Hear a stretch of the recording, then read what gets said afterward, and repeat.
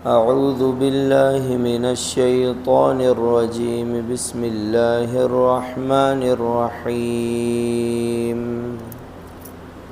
وما جعلنا القبلة التي كنت عليها إلا لنعلم من يتبع الرسول ممن ينقلب على عقبيه وإن كانت لكبيرة إلا على الذين هدى الله وما كان الله ليضيع إيمانكم إن الله بالناس لرؤوف رحيم. شروع اللہ کے نام سے جو بڑا مہربان نہایت رحم والا ہے. درود و سلام ہو آقا نامدار سرور کونین صاحب قاب قوسین حبیب کبریا خاتم الانبیاء امام الانبیاء تاجدار انبیاء جناب محمد رسول اللہ صلی اللہ علیہ وسلم پر اور آپ کی آل پر. انتہائی احترام کے لائق سامعین حضرات، سورہ بقرہ کی آیت نمبر 43 جو گزشتہ ہفتے آدھی آیت کی تفسیر ہو چکی تھی، اب جو بقیہ آدھی آیت ہے اس کی تفسیر آج بیان کی جا رہی ہے. اس میں جو بات چل رہی ہے وہ قبلے کے بدل دینے کی بات چل رہی تھی، اور اللہ نے قبلہ کیوں تبدیل کیا، اس کے پیچھے کیا حکمت تھی، یہ آج کی تفسیر میں ہم دیکھیں گے.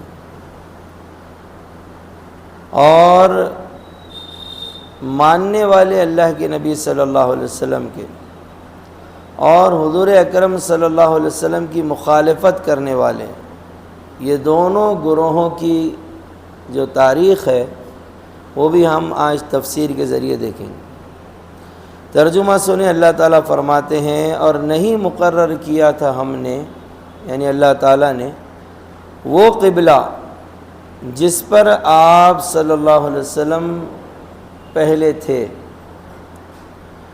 مگر اس واسطے کہ معلوم کریں کہ کون تابع رہے گا حضور اکرم صلی اللہ علیہ وسلم کا اور کون پھر جائے گا الٹے پاؤں. اور بے شک یہ بات بھاری ہوئی مگر ان پر جن کو راہ دکھائی اللہ نے، اور اللہ ایسا نہیں کہ ضائع کرے تمہارا ایمان. بے شک اللہ تعالی لوگوں پر بہت شفیق نہایت مہربان ہے. یہ تو ہو گیا آیت کا ترجمہ. اب اس کی تشریح تفسیر دیکھیے. اللہ تعالیٰ نے یہاں پر فرمایا کہ اللہ تعالیٰ نے جو آپ کے لیے قبلہ مقرر کیا تھا، پہلے مسجد اقصیٰ تھی یا کعبۃ اللہ تھا، دونوں باتیں، تو وہ اس لیے مقرر کیا تھا، یہ جملہ ذرا غور سے سننا، تاکہ اللہ تعالیٰ معلوم کرے، الا لنعلم من یتبع الرسول، کہ کون رسول کی پیروی کرتا ہے اور کون پیچھے پاؤں الٹے پاؤں ہٹ جاتا ہے. اب سوال ایک آپ سے کرتا ہوں کہ اللہ کو معلوم نہیں تھا پہلے؟ اللہ کو فیوچر معلوم ہے، لیکن آیت میں لفظ آیا الا لنعلم من یتبع الرسول، تاکہ ہم معلوم کریں کہ کون پیروی کرتا ہے. اللہ کو تو معلوم ہے، پھر اللہ یہ کیوں کہہ رہے ہیں؟ دو تین مسئلے جو علماء نے بیان کیے ہیں اس میں. ایک یہ کہ آج کل بہت سے لوگ یہ سمجھتے ہیں کہ ہم عربی زبان سیکھ جائیں گے تو ترجمہ قرآن کا سمجھ لیں گے. ایسی آیت پہ جب پہنچتے ہیں نا تو بھٹک جاتے ہیں. پھر وہ کہتے ہیں کہ نہیں یار، اللہ کو بھی فیوچر کا علم نہیں ہے، کیونکہ یہ لفظ آیا ہے قرآن میں، نعوذ باللہ. تو یہاں پر جو اللہ کے نبی صلی اللہ علیہ وسلم نے اور آپ کے بعد صحابہ اکرام نے، پھر ان کے شاگردوں نے، پھر ان کے شاگردوں نے جو ترجمہ لیا ہے، جو مطلب لیا ہے، وہ علم کا نہیں لیا کہ اللہ معلوم کرے، بلکہ یہاں پر ترجمہ لیا ہے دیکھنے کا، امتحان کا، کہ اللہ امتحان لینا چاہتے ہیں کہ کون پکا ہے اور کون کچا ہے. اب آئیے ہم یہ معلوم کرتے ہیں کہ کعبے کے قبلہ نماز ہونے کی ابتدا کب ہوئی؟ اس میں صحابہ اکرام کے درمیان اختلاف ہے۔ حضرت عبداللہ بن عباس، میں ہمیشہ کہتا ہوں 4 عبداللہ جن کو اللہ کے نبی صلی اللہ علیہ وسلم کی خصوصی صحبت نصیب ہوئی، ان سے آپ کو احادیث بھی بہت ملے گی۔ عبداللہ بن عمر ہے، عبداللہ بن زبیر ہے، عبداللہ بن مسعود ہے، اور جن کی روایت میں آج پڑھ رہا ہوں وہ عبداللہ ابن عباس ہے۔ عبداللہ ابن عباس رضی اللہ عنہما کی روایت ہے، اللہ کے نبی صلی اللہ علیہ وسلم کے چچیرے بھائی ہیں، چچا کے بچے ہیں۔ فرماتے ہیں کہ پہلے سے مسجد اقصی قبلہ تھی جب نماز فرض ہوئی، اور پھر بعد میں کعبۃ اللہ کو قبلہ بنا دیا گیا، یہ آپ سب کو معلوم ہے۔ اور مسجد اقصی کتنے دن تک قبلہ رہی؟ 16 مہینے سے زیادہ یا 17 مہینے، اتنے دن قبلہ رہی۔ لیکن دوسری جماعت جو صحابہ اکرام کی ہے وہ اس بارے میں یہ کہتی ہے کہ پہلے کعبۃ اللہ ہی قبلہ تھا جب نماز فرض ہوئی، پھر مسجد اقصی ہوئی، پھر کعبۃ اللہ ہوا۔ 2 قول ہو گئے صحابہ اکرام کے۔ اب اس کے پیچھے 2 حکمتیں بھی ہیں۔ جو صحابہ یہ کہتے ہیں کہ پہلے کعبۃ اللہ تھا مکے میں، پھر مدینے میں مسجد اقصی تھی، تو اس کی وجہ یہ تھی کہ اللہ کے نبی صلی اللہ علیہ وسلم یہ چاہتے تھے، اور اللہ کی اجازت سے یہ قبلہ مقرر ہوا تھا کہ مکے والوں کے دل میں کعبۃ اللہ کا احترام بہت تھا، تو اللہ تعالیٰ نے، اللہ کے نبی صلی اللہ علیہ وسلم نے کعبۃ اللہ کو قبلہ مقرر کر دیا کہ وہ جس گھر کا تم احترام کر رہے ہو وہ ہمارا قبلہ ہے، تاکہ وہ لوگ مانوس ہو جائیں، قریب ہو جائیں۔ اور مدینے میں یہودی تھے اور یہودیوں کا قبلہ مسجد اقصی تھی۔ اب وہ مسجد اقصی کو جب قبلہ بنایا گیا تو اس لیے کہ یہودی مانوس ہو جائیں، یہودی اسلام کے قریب آ جائیں۔ لیکن نتیجہ کیا نکلا؟ یہودی اپنی ضد پر، اپنی حسد پر، اپنی ہٹ دھرمی پر رہے، اسلام انہوں نے قبول نہیں کیا۔ تو پھر اللہ تعالیٰ نے امتحان لے لیا، اور امتحان یہ لیا کہ کعبۃ اللہ کو قبلہ بنا دیا گیا۔ اور اس میں بھی دوسرا قول جو صحابہ اکرام کا ہے وہ یہ ہے کہ مکے کے اندر، جو دوسرا قول آپ نے سن لیا ہے کہ مکے کے اندر مسجد اقصی تھی، وہ اس لیے کہ مکے والوں سے امتیاز ہو جائے۔ دوسری وجہ بتا رہا ہوں، ایک تو مانوس ہونے کی وجہ تھی، اور اگر یہ مان لیا جائے کہ مکے کے اندر مسجد اقصی قبلہ تھی، جیسا کہ بہت سی روایات سے پتہ چلتا ہے، تو ان مکے والوں سے امتیاز ہو جائے کہ کون کعبۃ اللہ کے احترام کے باوجود محمد رسول اللہ کی مانتا ہے، اللہ کی مانتا ہے۔ اور مدینے میں کعبۃ اللہ کو قبلہ بنایا گیا تو وہاں پر بھی یہی بات تھی کہ ان سے امتیاز ہو جائے، ان کا اور ہمارا اختلاف واضح ہو جائے کہ کون یہودی ہونے کے باوجود جب وہ مسلمان ہو گیا ہے، اللہ کے نبی صلی اللہ علیہ وسلم کے پیچھے نماز پڑھ رہا ہے، تو سچے دل سے یہ کعبۃ اللہ کی طرف رخ کر کے نماز پڑھ رہا ہے یا صرف بتلانے کے لیے؟ کیونکہ بعض مفسرین نے یہ بھی بیان کیا ہے کہ اللہ تعالیٰ چھٹائی کر رہے تھے کہ یہودی تو بڑے خوش تھے جب مسجد اقصی کی طرف رخ کر کے نماز پڑھ رہے تھے کہ بھئی کیا ہوا، یہ ہماری نسل میں نہیں آئے، بنی اسرائیل میں نہیں آئے، بنی اسماعیل میں آئے ہیں محمد صلی اللہ علیہ وسلم، لیکن ان کا قبلہ تو وہی ہے نا جو ہمارا تھا۔ کیونکہ یہ آپ پڑھ چکے ہیں پہلی تفسیروں میں کہ پچھلے سارے انبیاء کا قبلہ آدم علیہ السلام سے لے کے حضرت ابراہیم علیہ السلام، اسماعیل علیہ السلام تک کعبۃ اللہ تھا۔ بنی اسرائیل کا قبلہ جو تھا وہ مسجد اقصی تھا۔ تو بہت سے جو منافق قسم کے لوگ تھے نا، جو دوغلے تھے، اللہ کے نبی صلی اللہ علیہ وسلم کے پیچھے آ جاتے، ہم مسلمان ہیں، ہم آپ کے پیچھے نماز پڑھ رہے ہیں۔ جب قبلہ تبدیل ہوا، مسجد اقصی سے کعبۃ اللہ ہوا، تو جو جملہ قرآن میں اللہ نے فرمایا وَإِنَّهَا لَكَبِيرَةٌ وَإِنْ كَانَتْ لَكَبِيرَةً، کہ ان کے لیے بہت بھاری چیز تھی، بہت بوجھل تھی، بہت مشکل تھا ان کے لیے یہ کام کرنا۔ امتحان لے لیا اللہ تعالیٰ نے اس میں بھی۔ لیکن ایک بات یہ ہے، دیکھو انبیاء علیہم السلام کی کہ جب بھی ہمارے نبی صلی اللہ علیہ وسلم نماز پڑھتے تو اس طرح سے پڑھتے تھے کہ کعبۃ اللہ اور مسجد اقصیٰ ایک ساتھ ہو جائے، ایک ہی سمت میں آ جائے۔ دیکھیے میری طرف کہ کعبۃ اللہ کے 4 کونے ہیں، ان کے چاروں کے نام ہیں۔ یہ کونا جو ہے رکن حجر اسود، یہ والا کونا رکن یمانی، یہ والا کونا رکن شامی، اور یہ والا رکن عراقی۔ جناب محمد الرسول اللہ صلی اللہ علیہ وسلم تفسیر ابن کثیر کے مطابق حجر اسود اور رکن یمانی کے درمیان کھڑے ہو کر نماز پڑھتے تھے۔ اور ٹاپک سے تعلق نہیں ہے، ذہن میں بات آ گئی اس لیے بتا رہا ہوں، یہیں پر کھڑے ہو کر حضرت امام مہدی اپنی مہدی ہونے کا اعلان کریں۔ جو سچے مہدی ہوں گے، جو جھوٹے مہدی ہوں گے، وہ ممکن ہے پڑے گاؤں سے بھی اعلان کر دیں، یا اور کہیں سے اعلان کر دیں، قادیان سے اعلان کر دیں۔ بھائی جھوٹا مہدی ہے، بھائی اس کو تو فریڈم ہے، جہاں سے چاہے اعلان کرے، لیکن جو سچے مہدی ہوں گے جن کے ہم منتظر ہیں، وہ یہاں سے اعلان کریں۔ تو اللہ کے نبی صلی اللہ علیہ وسلم جب نماز پڑھتے تھے تو یہاں سے پڑھتے تھے، یہاں پر جب کھڑے ہو جائیں گے تو مسجد اقصیٰ اور کعبۃ اللہ دونوں۔ اچھا، دوسرے جو انبیاء تھے نا جن کا قبلہ مسجد اقصیٰ تھا، وہ بھی اسی طرح سے عمل کرتے تھے کہ مسجد اقصیٰ اور کعبۃ اللہ دونوں ایک سمت میں آ جائیں۔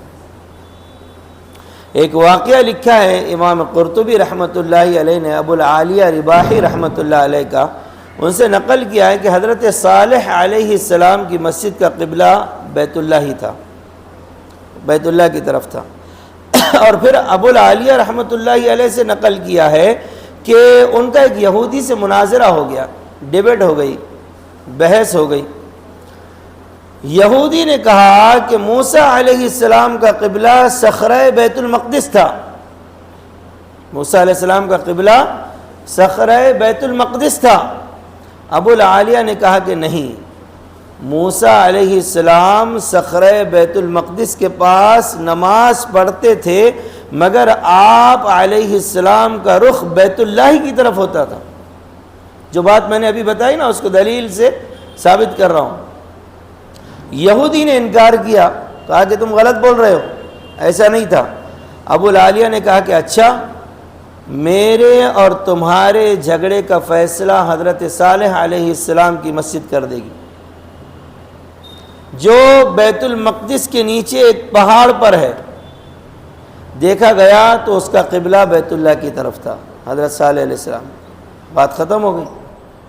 پچھلے انبیاء علیہم السلام کا عمل یہ تھا کہ وہ یہ احترام کرتے تھے کہ مسجد اقصیٰ اور کعبۃ اللہ دونوں ایک سمت میں آ جائیں، اور یہی بات پر ہمارے نبی حضرت محمد صلی اللہ علیہ وسلم عمل کرتے تھے کہ جب کعبۃ اللہ کے پاس کھڑے ہو کر نماز پڑھتے تو مسجد اقصیٰ اور کعبۃ اللہ ایک سمت میں آ جاتے۔ لیکن جب ہجرت ہو گئی اور مدینہ منورہ چلے گئے تو پھر یہ چیز ممکن نہیں رہی، پھر اب تو خالص مسجد اقصیٰ کی طرف رخ کر کے نماز پڑھنا ہے۔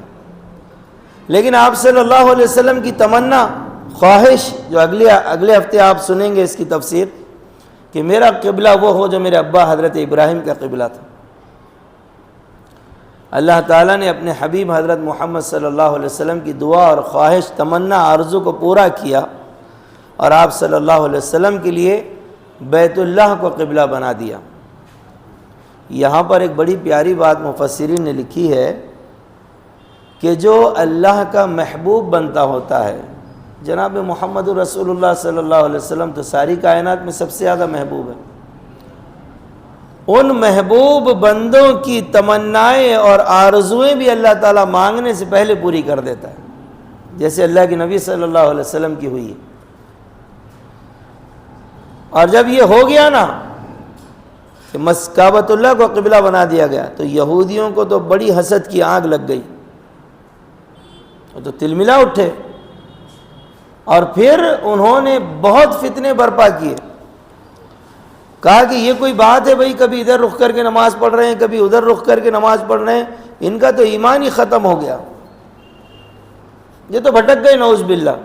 اسی لیے اللہ نے فرمایا وَمَا كَانَ اللَّهُ لِيُضِيعَ إِيمَانَكُمْ، اللہ تعالیٰ نے تمہارے ایمان کو ضائع نہیں کیا۔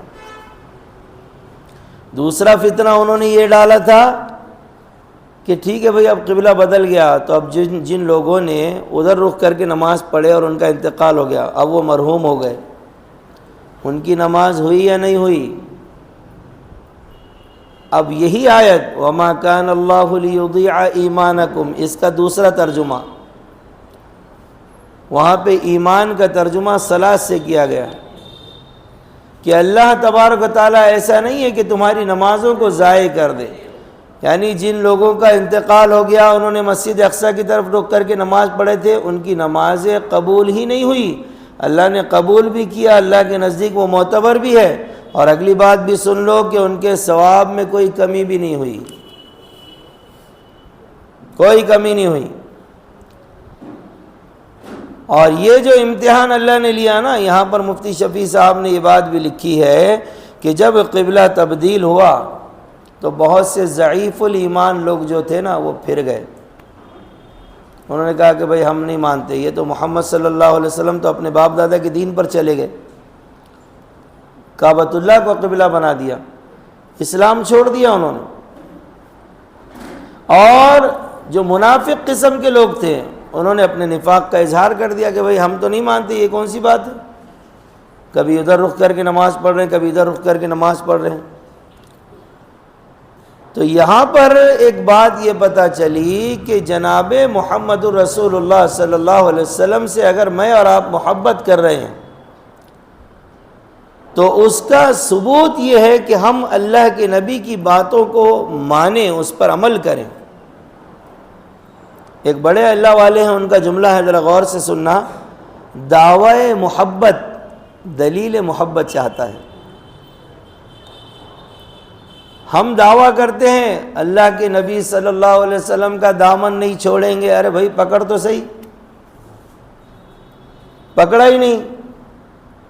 فجر جا رہی ہے، 11 بجے اٹھ رہے ہیں، بغیر دعا کے کھانا کھا رہے ہیں، بغیر دعا کے بیت الخلاء جا رہے ہیں، بغیر دعا کے مسجد میں داخل ہو رہے ہیں، اور پھر دعویٰ ہے کہ ہم اللہ کے نبی صلی اللہ علیہ وسلم کے عاشق ہیں۔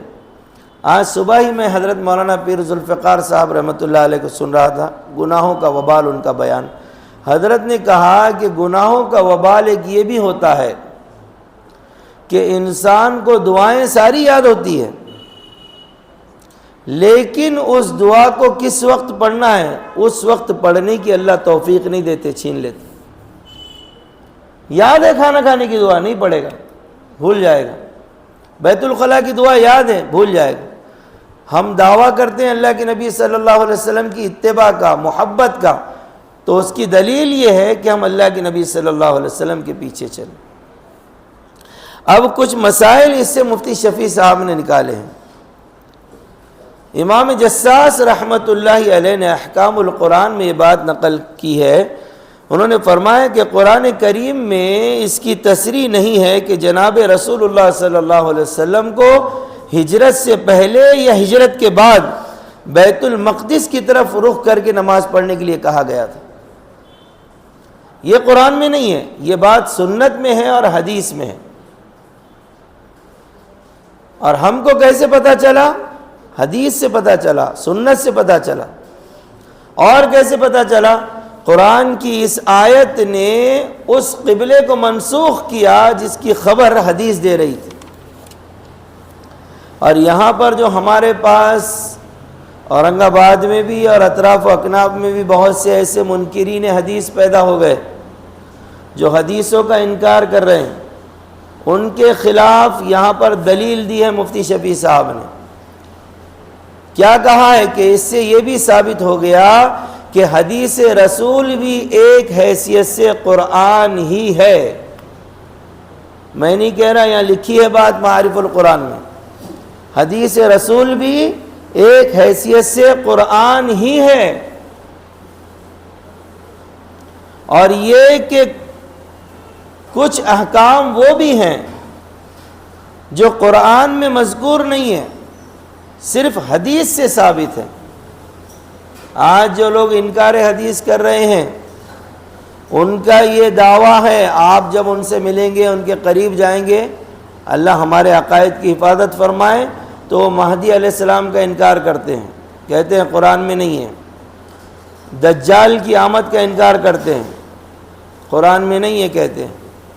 عیسیٰ علیہ السلام کی آمد کا انکار کرتے ہیں، کہتے ہیں قرآن میں نہیں ہے۔ عذاب قبر کا انکار کرتے ہیں، قرآن میں نہیں ہے، یہ کہتے ہیں۔ دوسرے لفظوں میں یہ انکار حدیث کرنے والے کیا کر رہے ہیں؟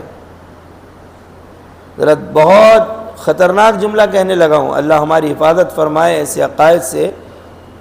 دوسرے لفظوں میں یہ کہنا چاہ رہے ہیں کہ ہم جناب محمد الرسول اللہ صلی اللہ علیہ وسلم کو نہیں مانتے۔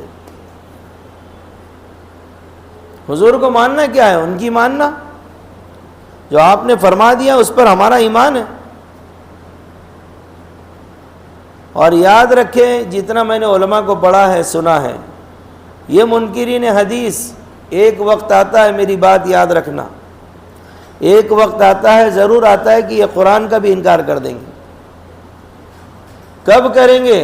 سن لیجئے، یہ جب ان احادیث پر پہنچتے ہیں جن احادیث میں یہ تذکرہ ہے کہ صحابہ اکرام نے قرآن کریم کو جمع کیا تھا، تو کہتے ہیں کہ بھئی یہ تو ضعیف ہے، یہ کمزور ہے، وہ حدیث ہے جس میں قرآن کے جمع ہونے کا تذکرہ ہے، لہذا قرآن بھی محفوظ نہیں ہے، ہم قرآن کو بھی نہیں مانتے۔ کتنی خطرناک بات ہے، کیونکہ مسجد اقصیٰ کی طرف رخ کر کے نماز صحابہ اکرام نے اللہ تعالیٰ کے حبیب حضرت محمد صلی اللہ علیہ وسلم کے حکم سے پڑھی تھی، اور اللہ کے نبی صلی اللہ علیہ وسلم کوئی بات اپنی طرف سے نہیں کہتے تھے۔ اب ایک بہت اہم مسئلہ ہے یہاں پر، دیکھتے جائیں ہمارے علماء نے کتنے مسائل بیان کیے۔ آدھی آیت ہے، پوری بھی نہیں، آدھی آیت کی تفسیر چل رہی ہے، اس سے مسائل کتنے آ رہے ہیں۔ جب قبلے کا حکم بدل دینے کا آیا نا، تو آپ صلی اللہ علیہ وسلم نے دو روایتیں، آخری نماز فجر کی پڑھی ہے مسجد اقصیٰ کی طرف رخ کر کے، ایک روایت یہ، دوسری روایت میں یہ ہے کہ آخری نماز آپ صلی اللہ علیہ وسلم نے ظہر کی پڑھی ہے۔ تو اس حساب سے کعبۃ اللہ کی طرف رخ کر کے جو پہلی نماز پڑھی گئی ہے، یا ظہر تھی یا عصر تھی۔ ایک صحابی نے حضور اکرم صلی اللہ علیہ وسلم کے پیچھے پہلی مرتبہ نماز پڑھی، پہلی نماز وہ نماز جو کعبۃ اللہ کی طرف رخ کر کے پڑھے، پہلی مرتبہ سے مراد وہ نماز جو کعبۃ اللہ کی طرف رخ کر کے پڑھی گئی مدینہ منورہ میں۔ اب وہ نماز پڑھ کے جانے لگے تو قبیلہ بنی سلمہ کے لوگوں کو دیکھا کہ وہ ان کی مسجد میں مسجد اقصیٰ کی طرف رخ کر کے نماز پڑھ رہے ہیں، اور غالباً 2 رکعت ہو گئی تھی۔ تو انہوں نے بحالت نماز، وہ لوگ نماز پڑھ رہے ہیں بنی سلمہ کے لوگ، اور یہ باہر ہے، نماز میں نہیں ہے، انہوں نے پکار کر کہا کہ او بنی سلمہ کے لوگوں، واللہ میں اللہ کے نبی کے پیچھے نماز پڑھ کے آ رہا ہوں، اب قبلہ جو ہے وہ بیت المقدس نہیں رہا، وہ بیت اللہ ہو گیا ہے۔ اب تک آپ نے نہیں ماننے والوں کے بارے میں سنا جو مخالف تھے اللہ کے نبی، اب ماننے والوں کے بارے میں بھی سن لیجیے۔ انہوں نے کیا کیا؟ بحالت نماز ہی اپنا قبلہ بدل دیا۔ کیا محبت ہے اللہ کے نبی صلی اللہ علیہ وسلم، اللہ ہم کو بھی اس کا عشر عشیر نصیب فرمائے۔ جو لکھے ہیں دیکھیے، یہاں پر نویلہ بنت مسلم کی روایت ہے کہ اس وقت عورتیں جو پچھلی صفوں میں تھی آگے آ گئی، اور مرد جو اگلی صفوں میں تھے وہ پیچھے آ گئے، اور جب رخ بیت اللہ کا بدلا گیا تو مردوں کی صفیں آگے اور عورتوں کی پیچھے ہو گئی، کیونکہ حضور کے صلی اللہ علیہ وسلم کے زمانے میں جو سب بنتی تھی، پہلے مردوں کی، پھر بچوں کی، پھر خواتین کی، اور مسئلہ یہ ہے کہ اگر اس کے بعد اگر کوئی درمیانی مخلوق ہو تو وہ ان کے پیچھے کھڑے رہے، اس طرح سے سب بنتی تھی۔ اب یہ بحالت نماز ہی انہوں نے قبلہ بدل دیا۔ اگر ہمارے زمانے میں ایسا کچھ ہو جائے تو لوگ کیا بولیں گے؟ ارے باپ، یہ خانہ مسجد میں کیا ہوگا؟ دیکھے آپ نے، اتنی تماشا ہو گیا نماز کے اندر، یہ ہو گیا آگے پیچھے یوں۔ صحابہ کا یہ مزاج نہیں تھا۔ صحابہ کا مزاج یہ تھا کہ میرے نبی کا فرمان ہے، میرے نبی صلی اللہ علیہ وسلم کا طریقہ ہے، پھر چاہے دنیا کچھ بھی کہے ان کو فرق نہیں پڑتا تھا۔ بیسیوں مثالیں ہیں اس کی، دو تین دیتا ہوں، واقعات نہیں سنا رہا، صرف اشارہ کرتا ہوں۔ ایک صحابی کسی بڑے بادشاہ کے دسترخوان پہ بیٹھے ہیں، نوالا نیچے گر گیا، اٹھا کے کھانے لگے، بازو والے نے کہا یہ عیب ہے مت کرو، انہوں نے کہا اترک سنت حبیب اللہ لہؤلاء الحمقاء، یہ بیوقوفوں کی وجہ سے میں میرے نبی کی سنت چھوڑ دوں؟ پیاسے مر رہے ہیں، موت کے وقت پانی پی سکتے ہیں، لیکن اللہ کے نبی نے تعلیم دی تھی اپنے بھائی کا احترام کرنا ہے، ان کو پیاسے شہید ہو جانا گوارا ہے۔ ایک نہیں، دو نہیں، تین لوگ ایک ساتھ شہید ہو گئے، لیکن مجال ہے کہ اپنے بھائی سے پہلے پانی پی لیں۔ ہم تو کہیں جاتے ہیں دینی مجلسوں میں یا دینی اجتماعات میں، آپ نے دیکھا ہوگا تو لوگ یہ باتیں کرتے ہیں، بھائی دعا ہوئی اور آدھے گھنٹے کے بعد تمہارا بھائی گھر پہ تھا، ایوارڈ لیا اس لیے۔ یعنی کتنے لوگوں کا حق مار کے روڈ پہ اس نے رانگ سائڈ آیا ہوگا، نہ جانے کیسے کیسے کام کیا ہوگا۔ وہاں ہم دین سیکھنے گئے تھے، ایک بکرے کا سر آیا، 7 گھر پہ گھوم کے پھر وہی گھر پر آ گیا۔ کیوں؟ اللہ کے نبی نے تعلیم دی ہے ہمسائے کا خیال رکھنا۔ ایک مہمان اللہ کے نبی کے پاس آئے اور ان کو لے جا کر کھانا کھلایا، اتنا کھانا تھا کہ بچے کھا سکتے، چراغ درست کرنے کے بہانے مہمان کو کھانا کھلا دی۔ کیوں؟ اللہ کے نبی نے فرمایا ہے نا، من کان یؤمن باللہ والیوم الآخر فلیکرم ضیفہ، کہ جو اللہ اور آخرت پر ایمان رکھتا ہے وہ اپنے مہمان کا اکرام کرے۔ صحابی سمجھ رہے تھے میرا اس عمل کی اللہ کے نبی کو خبر نہیں ہوگی۔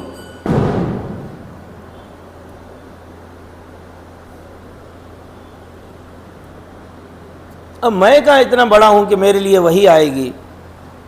اللہ کے نبی نے فرمایا کل رات کا معاملہ تمہارا بڑا بہترین رہا، وہی اتار دی اللہ تعالیٰ نے، تم نے جو مہمان کے ساتھ معاملہ کیا اللہ نے ہمیں باخبر کر دیا۔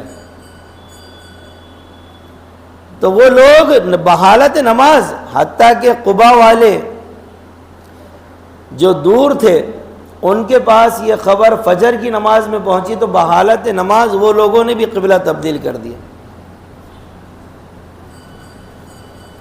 اور وہیں پر ایک آئندہ ہفتے آپ پڑھیں گے وہ مسجد کا نام، جب وہ قبلہ تبدیل ہوا وہ مسجد کا نام کچھ اور تھا، لیکن آج اس مسجد کا نام ہے مسجد قبلتین۔ آپ جب عمرے کو جائیں گے تو وہاں پر زیارات والے آپ کو لے کر جاتے ہیں کہ مسجد قبلتین ہے، 2 قبلوں والی مسجد، قبلتین بولتے ہیں 2 قبلے، اس مسجد میں یہ واقعہ پیش آیا تھا۔ اب ایک مسئلہ، اب مسئلے سنتے جائیے۔ یہ سوال کیا ہے مفتی صاحب نے کہ کوئی شخص جو نماز میں داخل نہیں ہے، نماز سے باہر ہے، اب لوگ نماز پڑھ رہے ہیں تو وہ نماز پڑھنے والوں کو کوئی حکم دے، نمازیوں کو جو نماز میں نہیں ہے، تو یہ نمازی اس کا حکم مانیں گے نہیں مانیں گے؟ یہ حدیث سے سمجھ میں آتا ہے کہ مانیں گے۔ کب؟ جب وہ شخص حکم دینے والا وہ حکم دے جو حکم اس کا نہیں اللہ کا ہے۔ لیکن اگر کوئی اپنی طرف سے کوئی حکم دے، اپنی طرف سے اپنی خواہش کوئی بتائے کہ اس طرح سے کرو اور اس نے مان لیا نمازی نے، تو اس کی نماز فاسد ہو جائے گی۔ ایک مسئلہ یہ بیان کیا۔ دوسرا مسئلہ یہ بیان کیا کہ اس سے یہ بھی ثابت ہوا، دیکھو کہاں سے کہاں علماء اکرام مسئلے نکال دیتے ہیں۔ بہت سے لوگوں کو میں نے گزشتہ ہفتے بھی جو سواریوں کے بارے میں بات کی تھی نا کہ ہوائی جہاز سے عمرہ اور حج کیا جا سکتا ہے کہ نہیں، تو وہ اشارے علماء سمجھتے ہیں۔ علماء نے اس حدیث سے یہ مائک کے اندر نماز پڑھنا ثابت کیا ہے۔ اتنا پہلے مسئلہ، اس وقت تو مائک کا نام ہی نہیں تھا، کیسے نکالا ہوگا؟ اب آپ کو پورا سمجھاتا ہوں، سمجھ میں آئے گا۔ یہ مائک جب آپ نے ابھی نماز پڑھے، یہ مائک آپ کے ساتھ نماز میں شامل تھا یا باہر تھا؟ باہر تھا، لیکن یہ مائک کے ذریعے آپ نے ہمارے حافظ طہا صاحب کی آواز سنی، اللہ اکبر سمیع اللہ لمن حمیدہ، تو یہ مائک ہمارا امام نہیں تھا، امام ہمارے حافظ صاحب ہی تھے۔ لیکن یہ مائک کے ذریعے ہمیں اللہ کا حکم پہنچ رہا تھا، ہم اس کو فالو کر رہے تھے. جس طرح سے اس صحابی کے ذریعے قبیلہ بنی سلمہ والوں کو اللہ کا حکم پہنچا اور انہوں نے اس کو فالو کیا. اللہ ہمارے اکابرین کی قبروں کو نور سے منور فرمائے. یعنی کتنا زبردست انہوں نے کام کیا ہے. اب دو تین باتیں سن کر تفسیر ختم کر دیں گے. صحیح بخاری میں یہ جو سب سے پہلے بتانے والی بات تھی ہے، اس کا شان نزول یہ بیان کیا گیا ہے عبداللہ ابن عباس رضی اللہ عنہم وغیرہ سے کہ جب رسول اللہ صلی اللہ علیہ وسلم نے قبلہ بیت اللہ کو بنا دیا گیا تو لوگوں نے سوال کیا کہ جو مسلمان اسی عرصے میں انتقال کر گئے جبکہ نماز بیت المقدس کی طرف ہوا کرتی تھی اور بیت اللہ کی طرف نماز پڑھنا ان کو نصیب نہیں ہوا، ان کا کیا حال ہوگا؟ ان کا کیا حال ہوگا؟ کیا ان کی نمازیں قبول ہوگی؟ یہ سوال کیا گیا اللہ کے نبی صلی اللہ علیہ وسلم. تو اس سوال کی وجہ سے یہ آیت جو آج پڑھی گئی ہے وَمَا جَعَلْنَا الْقِبْلَةَ الَّتِي كُنْتَ عَلَيْهَا، یہ آیت نازل ہوئی اور اس میں اللہ تبارک و تعالیٰ نے بتلایا کہ ان کی نمازیں قبول ہوئی ہے، ان کا ایمان بھی خراب نہیں ہو، ان کا ایمان بھی اللہ کے پاس مقبول ہے. کیوں؟ کیونکہ اللہ کے نبی صلی اللہ علیہ وسلم کی بات انہوں نے مانی. اب پوری تفسیر کا خلاصہ اور لب لباب کیا ہوا؟ یہودیوں کے ذہن میں یہ غلط فہمی تھی کہ مسجد اقصیٰ کوئی خاص ہے، یقیناً خاص ہے، لیکن ان کی ایک غلط فہمی یہ تھی کہ مسجد اقصیٰ کی طرف ہی اللہ ہے، اس لیے ادھر ہی رخ کر کے کھڑے رہنا چاہیے نماز میں. اللہ نے فرمایا فَأَيْنَمَا تُوَلُّوا فَثَمَّ وَجْهُ اللَّهِ، تم جہاں کہیں رخ کرو گے اللہ تعالیٰ ہر طرف ہے. اللہ کوئی سمت میں قید مت کرو، اللہ ہر سمت میں ہے. اب مسئلہ کیا بنا؟ اصل چیز قبلہ نہیں، اصل چیز اللہ کا حکم ہے. جب اللہ تبارک و تعالیٰ نے فرمایا مسجد اقصیٰ کی طرف رخ کر کے نماز پڑھو، سراخوں پر ہم نے ادھر پڑھے. جب آپ سے اللہ تعالیٰ نے فرما دیا کہ بیت اللہ کی طرف رخ کر کے نماز پڑھو، ہم قیامت تک کہ اب ادھر ہی نماز پڑھیں گے. کیوں؟ کیونکہ اب یہ حکم منسوخ نہیں ہوا. بعض تفسیروں میں یہ بھی ملتا ہے کہ پہلا جو حکم منسوخ ہوا ہے وہ یہی ہے مسجد اقصیٰ کا.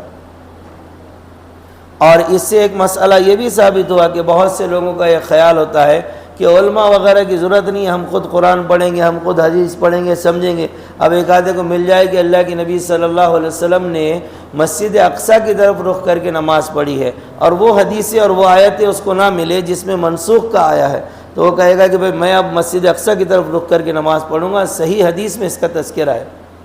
تو اب کہاں لے جا کر ایسے لوگوں کا سر پھوڑے؟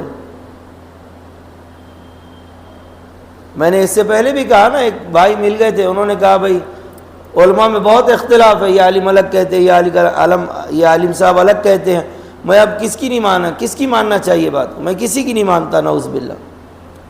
تو ایسے کو جواب دیا گیا ہے کہ یہ اعتراض آپ ہم سے مت کیجئے، یہ اعتراض جا کے جناب محمد رسول اللہ صلی اللہ علیہ وسلم کے پاس جا کے کیجئے اگر ہمت ہے تو.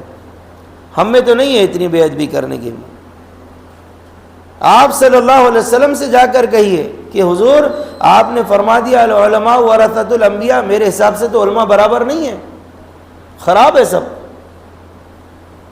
یاد رکھیے کوئی بھی کمیونٹی ہو، کوئی بھی شعبہ ہو، عالم ہو، حافظ ہو، امام ہو، آرکیٹیکٹ ہو، انجینئر ہو، ڈاکٹر ہو، لائر ہو، وکیل ہو، تاجر ہو، کبھی بھی کہیں پر بھی آپ یہ نہیں کہہ سکتے کہ 100% یہ لوگ اچھے ہیں، اور کبھی بھی یہ نہیں کہہ سکتے کہ 100% یہ لوگ برے ہیں. ہر معاشرے میں اچھے اور برے لوگ ہوتے ہیں.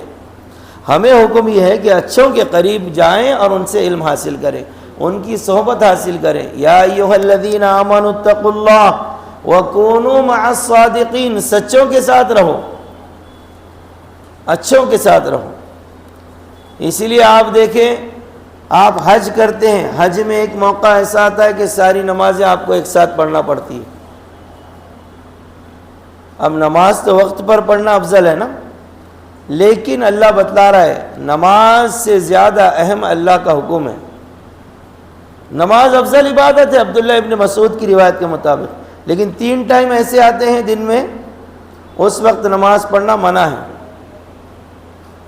اب کوئی بندہ نماز پڑھے اور کوئی معلومات والا بیٹھا ہوگا تو وہ کہے گا بھائی ابھی نماز مت پڑھو، یہ مکروہ وقت ہے،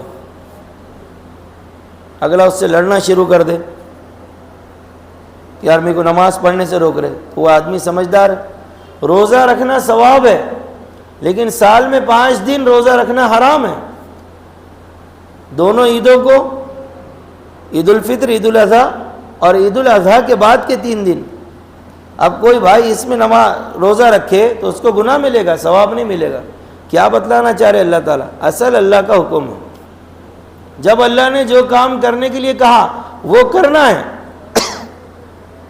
اور جس سے منع کر دیا اس سے رک جانا ہے۔ اب تلاوت کرنا ثواب ہے، کوئی بندہ ناپاک جگہ پر قرآن پڑھے، اب اس کو کوئی روکنے والا روکے کہ بھئی یہ ناپاک جگہ ہے قرآن مت پڑھو، وہ پھر بھی پڑھ رہا ہے، اب مان لیجئے لوگوں نے اس کو مارنا شروع کر دیا تو وہ مار کھاتے کھاتے کہہ رہا ہے کتنے برے مسلمان ہیں، میں قرآن پڑھ رہا تو مار رہے میرے کو۔ کیا بول رہا؟ کتنے برے مسلمان ہیں، میں قرآن پڑھ رہا میرے کو مار رہے۔ ارے بھائی وہ ناپاک جگہ پر اللہ نے منع کیا ہے۔ میں نے ایک بھائی کا واقعہ سنایا تھا شاید اس سے پہلے بھی، یہ نوجوان ملتے ہیں نا، سوال کرتے ہیں، پوچھتے ہیں، کہنے لگا بھائی میں بیت الخلاء کرتا ہوں، مجھے گھبراہٹ ہوتی ہے، کچھ چیزیں نظر آتی ہے۔ میں نے کہا بھائی ٹھیک ہے، تم دعا پڑھ کے جاتے، اللہم انی اعوذ بک من الخبث والخبائث؟ بولے نہیں، دعا نہیں پڑھتا میں، کہا کہ میں دعا پڑھ کے جایا کہ۔ اب لوگوں کو بھی بچوں کی طرح سمجھانا پڑتا ہے۔ دوبارہ وہ ملا، بولے مولانا اور زیادہ سر چندیارا، بولے بہت زیادہ سر میں تکلیف ہو رہی، دعا پڑھنے کے بعد بھی ہو رہی بولے۔ تو میں نے پوچھا دعا پڑھ رہے آپ؟ تو بولے ہاں۔ کب پڑھ رہے؟ تو بولے کہ بیت الخلاء میں بیٹھ جاتا جب پڑھ رہا۔ اب کہاں لے جا کر سر پھوڑے؟ اور پھر بعد میں یہ بھی ہوتا ہے کہ مولانا تم نے صحیح نہیں سمجھا ہے۔ تو یہ بہت ساری تفسیر کا لب لباب اور خلاصہ یہ ہے پورے قرآن کا، پورے دین کا، جہاں اللہ کے رسول نے جن کام کے کرنے کا حکم دیا ہے وہ کرنا اس وقت اہم ہے، اور یہی اللہ کا منشا ہے، اللہ کی چاہت ہے ہم سے، اور جس وقت جس کام سے روکا ہے اس وقت رکنا اہم ہے۔ دعا فرمائے کہ اللہ تبارک و تعالیٰ مجھے، آپ کو اور تمام مسلمانوں کو جتنی باتیں عمل کے تعلق سے آئی ہیں عمل کی توفیق عطا فرمائے، جتنی رکنے کے یعنی منع کے تعلق سے آئی ہیں اللہ ہم سب کی حفاظت فرمائے۔ وآخر دعوانا ان الحمد للہ رب العالمین۔ دیکھیے بھائی، کوئی بات میری زبان سے ایسی نکل گئی جو آپ کو لگتا ہے غلط ہے، آپ کو پوری اجازت ہے، آپ میری اصلاح کر سکتے ہیں، یا کوئی سوال تفسیر سے متعلق آپ پوچھنا چاہتے ہیں تو پوچھ سکتے ہیں، انشاءاللہ میرے علم میں ہوگا میں آپ کی رہبری کر دوں گا۔ ہماری جوتے پہننے کے آداب چل رہے تھے۔ چھٹا ادب یہ ہے کہ جوتوں میں مشرکین اور متکبرین اور آوارہ لوگوں کی مشابہت اختیار نہ کرنا، یعنی گھمنڈی لوگوں کے جیسے جوتے نہیں پہننا۔ ہمارے پاس عید برات کے موقع پر سارے مرد ہو یا عورتیں ہوں، ہیرو ہیروئن کا فیشن چلتا۔ اب تو اتنے دیوانے ہو گئے ہمارے نوجوان کہ وہ ہیرو نے پینٹ پہنا تو انہیں پہن رہا، انہیں اتار دیا تو انہیں بھی اتار دے رہا، انہیں پھٹی ہوئی پہنا تو انہیں بھی پھٹی ہوئی پہن رہا، اور اتنی شارٹ پہن رہا، اتنی تنگ پہن رہا کہ نماز میں اسی حالت میں آ جا رہا، پیچھے سے پورا سطر نظر آ رہا، نماز ہوتی ہی نہیں اس سے۔ اس نے ٹائٹ کیا انہیں ٹائٹ کر رہا، اس نے ڈھیلی کیا انہیں ڈھیلی کر دے رہا۔ آپ بھی مرد ہیں، میں بھی مرد ہوں، آپ سمجھ سکتے ہیں جب پینٹ اتنی ٹائٹ ہوگی تو وہ بندہ جب طہارت کرے گا تو اس کی طہارت ہوگی نہیں ہوگی، جب اپنی شرمگاہ کو طہارت کے بعد اندر لے گا تو یقیناً کچھ نہ کچھ قطرے نکل سکتے ہیں۔ تو میں ایسے لوگوں کو مشورہ دیتا ہوں کہ اگر آپ کی پینٹ ٹائٹ ہے اور آپ شوقین ہی ہے پہننے کے تو پہلے تو وہ چھوڑ دیجیے، اور نہیں چھوڑ سکتے تو پھر آپ طہارت بیت الخلاء میں پورا سطر کھول کر کیجیے تاکہ کوئی قطرہ نہ نکلے۔ اب وہ اس کا قطرہ نکل جائے اس کے بعد وہ پھر دعا مانگے، یہ سب کرے، کیا چیز اللہ قبول کرے گا؟ کوئی عبادت ہی قبول نہیں ہوگی۔ اسی لیے تو فرمایا نا طہور شطر الایمان، کہ پاکی آدھا ایمان ہے۔ مکتب میں پڑھاتے ہیں حافظ صاحب بچوں کو، یہ پہلا سبق ہے ہمارا۔ میں نے کل ہی جالنا میں یہ بات کہی ہے لوگوں کو، اب وہ لوگ تو نہیں سمجھے تھے، آپ سمجھتے ہیں کہ نہیں دیکھیں گے۔ یعنی مسلمانوں کو دیکھ کر تعجب ہوتا ہے کہ انہوں نے نورانی قاعدہ نہیں پڑھے، یسرنا القرآن بھی نہیں پڑھے، اور جتنے حسن القواعد ہے وہ بھی نہیں پڑھے، لیکن وہ بندہ نماز بھی پڑھ رہا، عید بھی پڑھ رہا، تو دعائیں وغیرہ کیسا پڑھتا ہوں گا؟ یعنی اس کو کچھ بھی نہیں آتا پڑھنا، پھر بھی وہ سب پڑھ رہا ہے۔ تو یہ ہیرو ہیروئن کے چکر میں اللہ کے نبی صلی اللہ علیہ وسلم کے احکامات کو ہم فراموش کر رہے ہیں۔ مردوں کا زنانہ جوتے اور عورتوں کا مردانہ جوتے نہ پہننا۔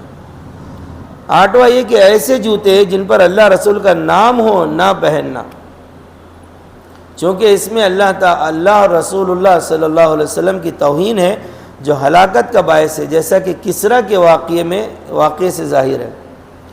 اور دونوں جوتے پہن کر چلنا۔ کوئی بندہ آج کل ہوتا ہے نا، بھائی کہاں لکھا ہوا ہے بتاؤ، تو یہ یہاں پر ہے۔ کوئی بندہ یوں کہے کہ بھائی نہیں میں ایک ہی پہنوں گا، کوئی کہیں منع تھوڑی ہے بھائی، ایسے بھی لوگ ہوتے ہیں۔ تو یہاں پر یہ بات آ گئی کہ دونوں جوتے پہننا، ایک پہن رہے ایک نہیں پہن رہے، ایسا نہیں۔ اور جوتے بائیں ہاتھ سے اٹھانا۔ بہت سے لوگ کیا کرتے ہیں، یہ ادب کی بات ہے، سلیقہ۔ جیسے آپ گھر میں کوئی مہمان آ گیا تو اس کو پانی اس طرح سے دینا چاہیے، ادب ہے یہ۔ اب بہت سے لوگ کیا کرتے ہیں، سیدھے ہاتھ میں جوتا لے کر جاتے ہیں، چپل لے کر جاتے ہیں۔ اب وہ کہاں کہاں جاتا ہے جوتا، یہ بیچارہ ویسے لے کے گھوم رہا اس۔ اب کوئی مسافہ کرنے کے لیے آ گیا تو انہیں ہاتھ بڑھایا تو چپل اپنے سیدھے ہاتھ سے الٹے ہاتھ میں کر رہا، اس سے ہاتھ ملا رہا۔ اگر سامنے والے نے ہاتھ ملا لیا تو اس کو تکلیف، نہیں ملایا تو آپ کو تکلیف، اور آپ بول رہے ہیں نہیں یار وہ تو بڑا گھمنڈی آدمی، میں نے ہاتھ ملایا تو انہوں نے ہاتھ ہی نہیں ملایا میرے سے۔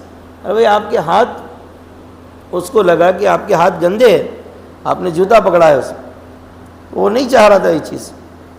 تو اس میں بھی یہ ادب ہے کہ آپ نے اگر بائیں ہاتھ میں جوتا لی ہے تو چپل ہے اس کو اپنی پیٹھ کے پیچھے کر لیں اور اس طرح سے مسافہ کریں، تاکہ مسلمان کا احترام باقی رہے، اس کا ادب رہے۔ 11واں ادب یہ ہے کہ پہننے سے پہلے جوتوں کو جھاڑ لینا، یعنی کوئی جانور، بچھو، سانپ وغیرہ تو نہیں ہے، یہ بھی سنت ہے۔ 12واں یہ ہے کہ اگر کھڑے ہو کر پہننے میں گرنے کا اندیشہ ہو، دقت ہو، تو بیٹھ کر جوتے پہننا۔ اور 13واں ادب یہ ہے کہ جوتے پہننے میں داہنے پیر سے اور نکالنے میں بائیں پیر سے ابتدا کرنا، یعنی جب آپ جوتا پہن رہے ہیں تو پہلے سیدھا پیر ڈالو پھر الٹا پیر ڈالو، اتار رہے ہیں تو پہلے الٹے پیر کے اتارو پھر سیدھے پیر کے اتارو۔ کریں گے سب انشاءاللہ؟ کچھ پوچھنا ہے دعا کر لو۔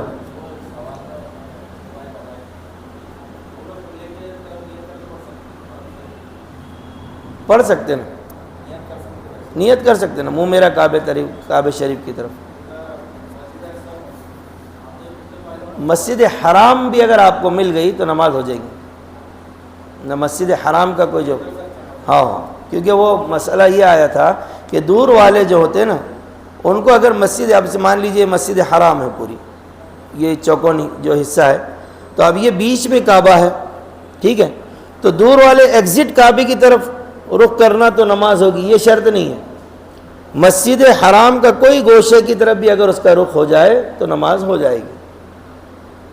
یہ ایگزٹ کعبے کی طرف ان لوگوں کے لیے ہے جو قریب میں ہیں، جن کو کعبہ نظر آ رہا ہے، قریب سے مراد اتنے قریب ہے کہ کعبہ نظر آئے تو ان کو بالکل کعبے کی سیدھ میں کھڑے ہونا، کیونکہ اس کی وجہ یہ لکھے ہیں کہ بہت سی اگر اس کو اصول بنا لے ایگزٹ کعبہ ہی چھونا تو بہت سے صحابہ اور تابعین اور بزرگان دین کی نمازوں پر سوال اٹھ جائیں گے، اور ان کی نمازوں پہ سوال نہیں اٹھ سکتا، کیونکہ وہ ایسے لوگ ہیں جن کی عبادت کی قبولیت کی گارنٹی قرآن میں ہے، تو اللہ کو معلوم تھا فیوچر بھی، ٹھیک ہے۔ اور کچھ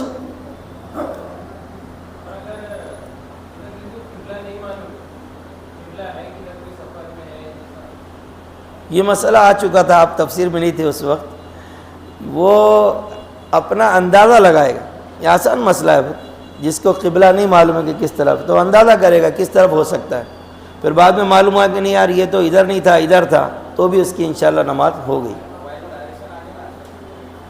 ہاں وہ ٹھیک ہے، اس کا استعمال بھی کر سکتے، اعتبار بھی ہے، بعض مرتبہ موبائل ڈاؤن ہو جائے یا موبائل نہ ہو، سمجھ رہے حالات میں انسانوں کے دھوپ کی وجہ سے دماغ بھی ڈاؤن ہو جاتے، موبائل تو دور کی بات، تو یہ چیز ہو جائے گی اس کی نماز اس میں، لیکن خاص طور سے کوشش کرنا چاہیے۔ سبحان اللہ وبحمدہ سبحانک اللہم وبحمدک ونشہد ان لا الہ الا انت نستغفرک ونتوب الیک سبحان ربک رب العزة عما یصفون وسلام علی المرسلین والحمد للہ.